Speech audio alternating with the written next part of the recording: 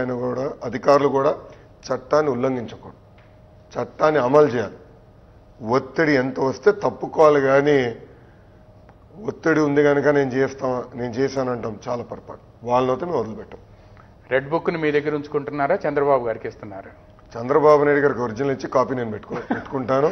ఎందుకంటే తప్పనిసరిగా కార్యకర్తల్లో ఒక బాధ ఆవేదన అయితే ఉంది.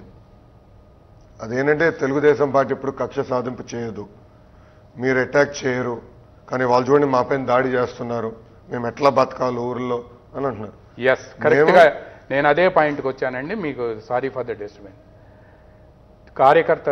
కార్యకర్తలు లీడర్లలో నిన్న కూడా నాకుతో ఒకళ్ళు చెప్పారు, పాయకరావుపేటలో వచ్చి విజయవాడ నుంచి వస్తుంటే ఆగితే లోకేష్ గారు నడిచారు, చెప్తున్నారు, మాకు హామీలు ఇచ్చారు. తర్వాత లోకేష్ గారు చెప్పే మాటల మీద కూడా మేము నమ్మాము. కానీ అధికారంలోకి వచ్చిన తర్వాత చంద్రబాబు గారు అభివృద్ధి అని చెప్పి రివ్యూలు చేస్తారు. లోకేష్ గారు పంచాయతీరాజ్ ఐటీ మినిస్టర్గా ఉన్నప్పుడు కూడా మా ఊళ్ళో రోడ్లు వేశారు, అంతా బాగా చేశారు. కానీ మమ్మల్ని ఎవరైతే ఇబ్బంది పెట్టారో, మా కుటుంబాలు ఎవరైతే రోడ్డు మీదకి తీసుకొచ్చారో వాళ్ళని పట్టించుకోకపోతే మా పరిస్థితి ఏంటి అని ఆ కాన్ఫిడెన్స్ని మీరు ఇవ్వగలుగుతారు. అందుకే కదా రెడ్ బుక్ పెట్టింది.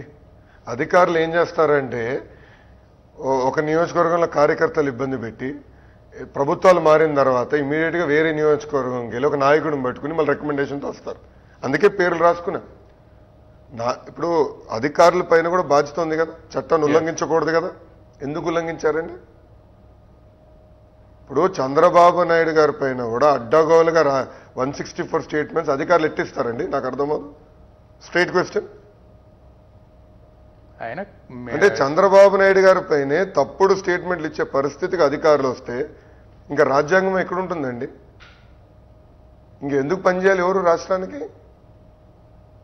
అంటే నోటుకొచ్చిన 164 స్టేట్మెంట్ ఇచ్చేసి, ఎలాంటి ఆధారాలు లేని 164 స్టేట్మెంట్ ఇచ్చేసి ఏకపక్షంగా వివరిస్తే ఇంకా భవిష్యత్ ఇది. మా నాయకుడి గడ జరిగితే ఇంకా రేపు మా కార్యకర్తల పరిస్థితి ఏంటి? సో అడుగడుగునా నేను మా తెలుగుదేశం పార్టీ కార్యకర్తలు నేను హామీ ఇచ్చాను, ఆ హామీకి నేను కట్టుబడి ఉన్నాను. There is no second thought. ఎందుకంటే గత 5 సంవత్సరాలుగా ఎప్పుడు లేని హెరాస్మెంట్ తెలుగుదేశం పార్టీ కార్యకర్తలు అనుభవించారు.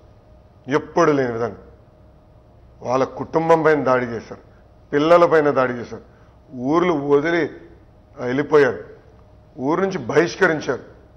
నాకు బాగా గుర్తు, పుట్టపర్తి నియోజకవర్గంలో ఒక తాతయ్య వచ్చి నన్ను కలిశారు. ఊర్లో ఆయనకి 25 ఎకరాలు ఉంది, గౌరవంగా బతికే వ్యక్తి. ఎస్పీ గారు జిల్లా బహిష్కరణ చేస్తాడా? ఏ అర్హతతో చేశాడండి ఎస్పీ? ఆయన ఒక్కటే బాధ, భూమి పోయినా పర్వాలేదు, ఇల్లు పోయినా పర్వాలేదు, పిల్లలు రోడ్డు పైన పడినా పర్వాలేదు, నా గౌరవం పోయింది, నేను అది బాధపడుతున్నానని చెప్పారు. గౌరవంగా బతికే వాళ్ళని రోడ్డు పైన పడేసింది ఈ ప్రభుత్వం. గౌరవంగా బతికే వాళ్ళని కొంతమంది ఎస్పీలు కలిసి రోడ్డు పైన పడేసింది. అరే నేను అవార్డులు ఇచ్చాడే డీజీ, సగం మంది అలాంటి వాళ్ళు, మోస్ట్ ఇన్కాంపిటెంట్ యూస్లెస్ పీపుల్.